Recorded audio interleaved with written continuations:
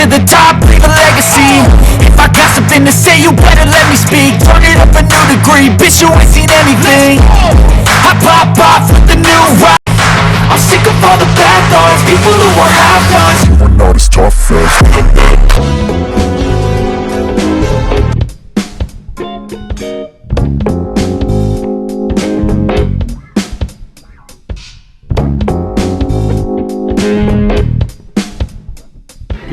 युट्युबको लागि बनाउनु पर्छ सही सही अब म त ब्यालेट बक्स चोरेर भाग्दै छु अलि देखाउनु न सर अलि देखेन सर अलि ब्यालेट बक्स लुटियो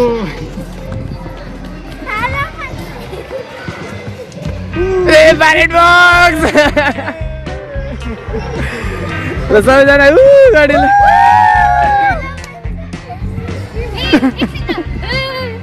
म चाहिँ एकदम यो इलेक्सनको सबैभन्दा मेन मान्छे चाहिँ यो स्कुलको एन्जल प्याराडाइजको मैले रोजिना ब्यालेट बक्स चाहिँ लुटियो मैले त लुटिसकेँ ल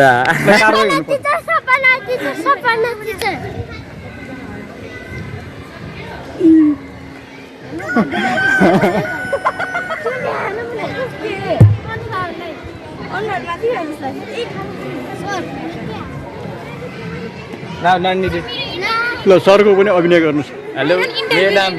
ल म इन्टरभ्यू लिउँ आज यो स्कुलमा के हुनेछ म्याम सर हजुर यहाँ चाहिँ हाम्रो यो स्कुलमा आएदेखि चाहिँ यो फर्स्ट टाइम इलेक्सन हुँदैछ इलेक्सन अब निर्वाचित त्यसै अनुसार हुँदैछ सर के विषयमा के कुरामा इलेक्सन हामीले चाहिँ अब यतिकै टिचरहरूले राख्नुभन्दा नि इलेक्सनको थ्रु त्यो बच्चाहरूलाई केही सिकोस् भनेर हाम्रो school captain school vice captain house vice क्याप्टेनहरू सबै यसरी छुट्याएर राखिएको हजुर अनि यसो गर्दाखेरि चाहिँ विद्यार्थीमा पर्ने सकारात्मक नकारात्मक पक्षहरू भनिदिनु होला हजुर अब सबै कुराको पोजिटिभ पनि हुन्छ सर नेगेटिभ पनि हुन्छ अब पोजिटिभ भनेको चाहिँ उहाँहरूले एउटा राइट क्यान्डिडेटलाई कसरी चुज गर्छन् मैले राइट मान्छेलाई चुज कसरी गर्नुपर्छ भन्ने कुरा चाहिँ त्यहाँबाट हामी पोजिटिभली लिन सक्छौँ नकारात्मक कुराहरू पनि छन् यसका जस्तै कि यसमा हुने डिफ्रेन्ट काइन्ड्स अफ हामीले र्यालीहरू चाहिँ यो नकारात्मक हो तर यो चाहिँ हामीले गरेनौँ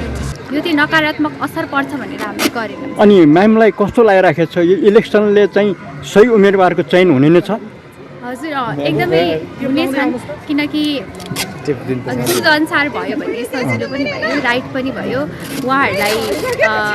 डिस्क्रिमिनेसनको भेदभाव पनि भएन सर त्यही अनि तपाईँको स्कुलमा चाहिँ ब्यालेट बक्स चेन्ज हुने लक्षण छैन छैन सर त्यस्तो छैन हामी एकदम त्यस्तो गर्दैनौँ सर अब हामी बल्ल ब्यालेट बक्स हामीले भर्खर जित्दै जान्छौँ